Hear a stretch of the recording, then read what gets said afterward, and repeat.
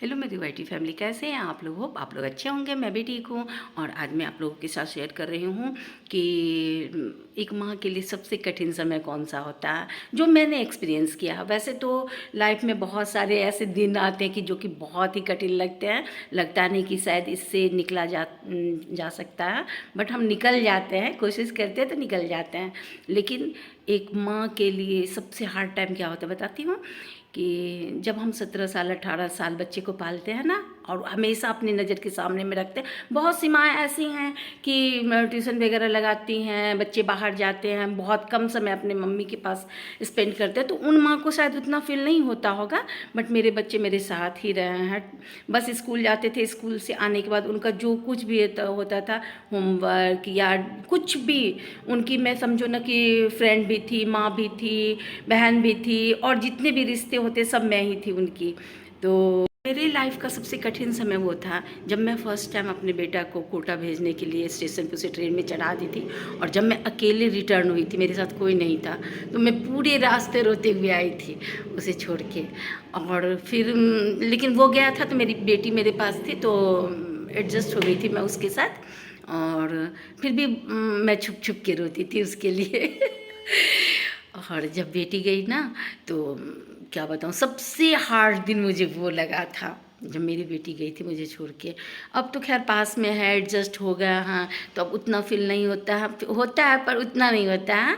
थोड़ी सी मेरी वाइटी फैमिली भी है, उससे भी मैं बातचीत करके अपना मन बहला लेती हूँ। बट बहुत फील होता है, बच्चे जब दूर जाते हैं ना, हमेशा पास रखो, अचानक से छोड़ के आओ तो बहुत फील होता है। तो यही चीज़ मैं आप लोगों के साथ शेयर करना चाह रही थी, शेयर कर रही हूँ। और अभी आई थी वो क्लिप सब है जो मैंने उसके साथ बिताया है, तो वो भी मैं शेयर कर रही हूँ आप लोग।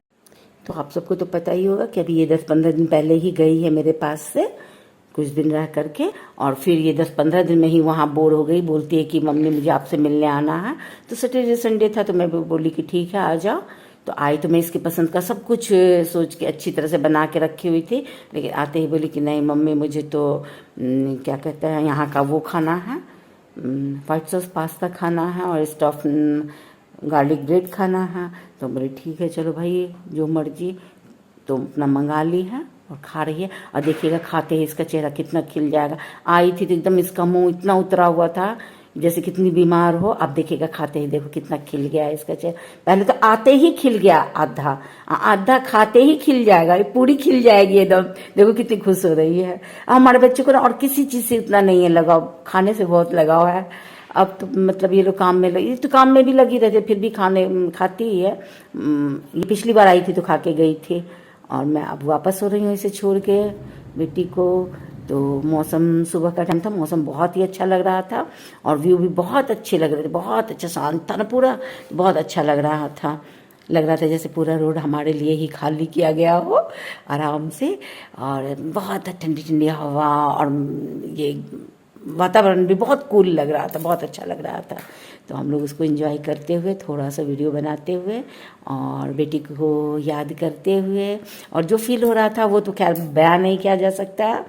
और धीरे धीरे एडजस्ट हो रही हूँ, वो भी हो रही है, मैं भी हो रही हूँ, और सब हो जाएंगे। और आ रही चल दी मैं अपने घर के लिए, तो देख सकते हैं आप लोग। और इसी तरह से आप लोग अपना प्यार और सपोर्ट बनाए रखिएगा। Thank you. जय माता दी।